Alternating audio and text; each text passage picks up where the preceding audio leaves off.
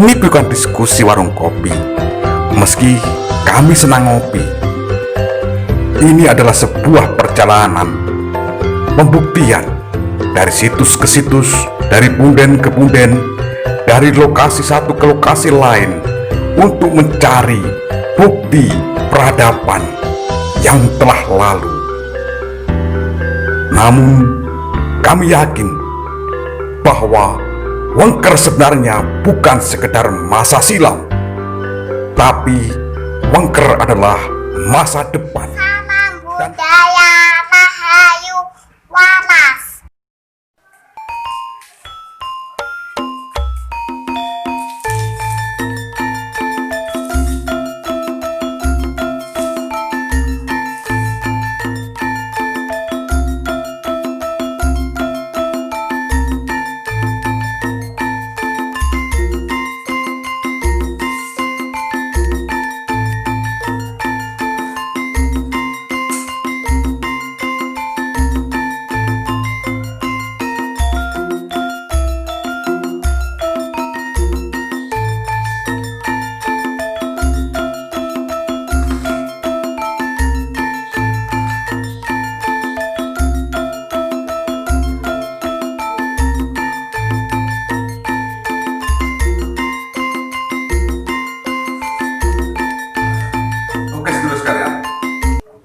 Para penggemar sejarah, penggemar legenda, penggemar perjalanan peradaban budaya di Kabupaten Ponorogo, kita ketemu kembali.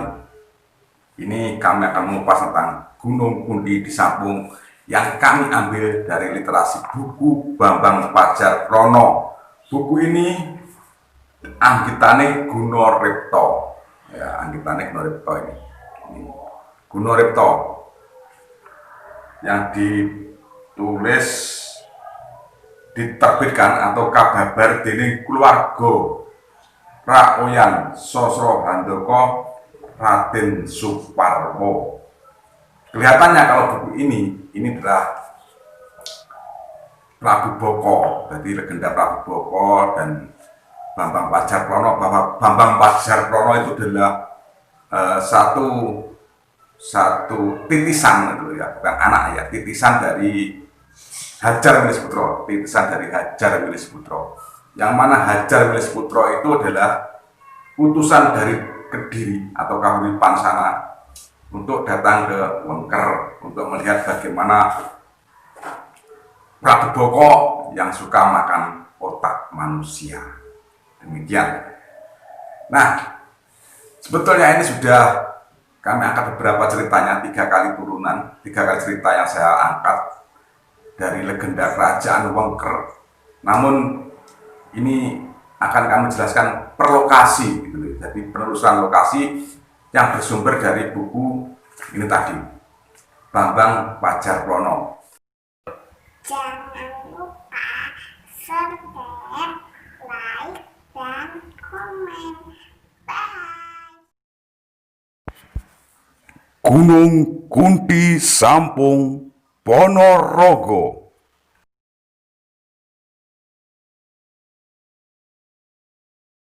Dulur sekalian, sekarang kita akan mulai melihat atau bagaimana sebetulnya Gunung Kunti Sampung itu. Kalau dalam buku Bambang Pajarkrono yang dianggit oleh Gunoripto, ini saya kira juga nama alias nama samaran atau jeneng singkon nggih. Guno itu adalah berguna, Ripto itu gawe kegunaane kan. Gawe benene gunane Gunoripto. Jadi di buku ini disebutkan di Kunti dahulu gitu, dan ada seorang resi atau seorang pertapa, namanya adalah Begawan Dipyo Yuwono. Dipyo Yuwono itu ahli memahat batu. Jadi Dipyo Yuwono itu ahli memahat batu, sehingga dia membuat pahatan batu atau relik gitu mungkin, bergambarkan kereta. Yang menggambarkan adalah keretanya Sri Prabu Bathara Kresna. Nah, ketika pahatan kereta ini belum jadi, satu batu blundung atau terjatuh, akhirnya merusak relif atau batu yang diukir menjadi rusak semua, sehingga dia marah. Sopo sing gawe iki kelakuane kaya asu. Nah, ternyata yang membuat seperti itu adalah jin laki-laki, sehingga jin laki-laki itu berubah menjadi jin anjing atau jin asu karena disabda oleh Begawan Dipyo Yuwono. Sedulur sekalian, ya namanya juga legenda ya. Jadi legenda itu seperti itu ceritanya. Perjalanan perang Dahana Wengker, ini Wengker Kajiman ya, bukan Wengker, ini Wengker Jin, negara Wengker zaman masa Jin lagi, ini gitu. Wengker Kajiman, Dahana Wengker. Peperangan antara Prabu Boko dan Wilis Putra terkalahkan sehingga Wilis Putra punya titisan yang anaknya Prabu Boko sendiri, yakni Kalorahso. Kalau itu waktu rasa itu rasa.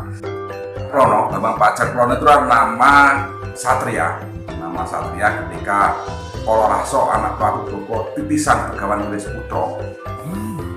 Begawan Wilis Putra itu menitis pada Kalorahso, akhirnya Kalorahso itu benar bertapa bersama di tempatnya Nini Teko itu bertapa, akhirnya dia berwujud menjadi satria tampan, sehingga oleh Nini Teko dia diberi nama Bambang Pajar Prono. Ketika perang Prabu Boko ini terkalahkan, sirahnya diketok tadi sirah depan mobilnya ngono. Terus ya, intinya kepalanya dipenggal, kemudian kepalanya dipisah. Kalau nggak dipisah nanti bahaya. Jadi dipisah, disuruh nanam oleh Goto, disuruh nanam, mendem, disuruh ngubur di Gunung Lawu. Tidak sampai ke Gunung Lawu, gitu loh. Tiba sampai di Sampung, di gunung itu dipendem, dadine Gunung Kapur. Itu adalah bentuk penebusannya Prabu Boko kepada manusia, itu katanya demikian. Nah, Bambang Pajar Prono bertanya kepada Goto, Goto wis mbok pendem ndase atau mustakane Prabu Boko. Sampun, karena Goto itu wong gendeng akhirnya dadi Sampung. Nah, sehingga cuma sampai di Sampung, tapi Bambang Pajar Prono dan Goto mengajak Goto untuk sampai.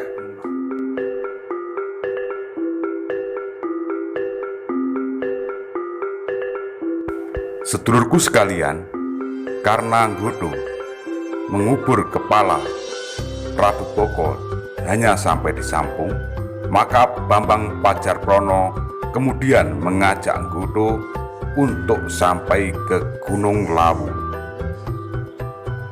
Setelah sampai di sana, ketika bertolak kembali ke lokasi kerajaan Dahana Wengker, maka Bambang Pajar Prono bertemu dengan seorang putri dari peri yang cantik jelita di sebuah taman bunga. Dan tiba-tiba terdengarlah longlongan anjing. Maka putri itu pun seperti ketakutan. Kemudian Bambang Pajar Prono mendekati putri dari peri tersebut, yang kemudian menceritakan bahwa anjing itu adalah suaminya yang kena sabda dari Begawan Dipyo Yuwono. Setelah mendengar cerita demikian, Bambang Pajar Prono menyanggupi untuk memintakan maaf kepada Begawan Dipyo Yuwono dengan perjanjian asal peri cantik yang bernama Sedep Peteng tersebut mau mengobati Goto dari sakit pindengnya. Tak lama kemudian, Goto pun diobati dengan caranya. Jin peri tersebut kemudian memohon kepada Bambang Pajarprono untuk mengantarkan suaminya ke Begawan Tipyo Yuwono untuk memintakan maaf. Maka Bambang Pajarprono dan Goto juga para peri tersebut diarak ke Begawan Tipyo Yuwono untuk meminta maaf. Sampai di sana, Begawan Tipyo Yuwono memberikan maaf. Seketika itu, jin laki-laki suami dari Sedep Peteng yang semula berwujud anjing pun berubah menjadi jin berbentuk manusia kembali. Bambang Pajarprono dan Goto di pertapaan Begawan Tipyo Yuwono beristirahat beberapa hari, yang mana Begawan Tipyo Yuwono melatih Goto untuk mengukir batu.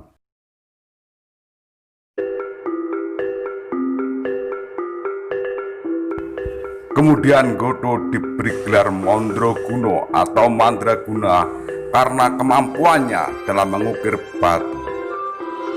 Sedulurku sekalian, di Sampung, tepatnya di Kundi, juga ada cerita bahwa masa Bali Sigolo-golo, Dewi Kundi dan para Pandawa duduk di gunung ini atau disebut Gunung Pertapaan Dewi Kundi.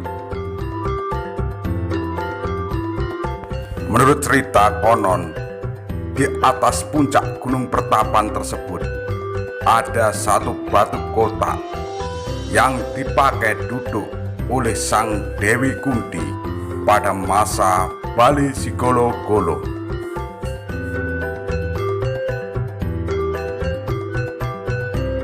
Di Gunung Kundi ini berdekatan dengan gunung-gunung kecil yang lain. Selain Gunung Pertapan, ada namanya Gunung Kendali Soto yang diyakini sebagai tempat Hanuman. Juga ada satu gunung yang disebut Gunung Anaan, yang mana disitulah para Pandawa dan cucu-cucu Pandawa bermarkas. Selain itu juga, setiap batu pun ada namanya masing-masing. Ada batu Werkudara, ada Watu Bimo dan sebagainya.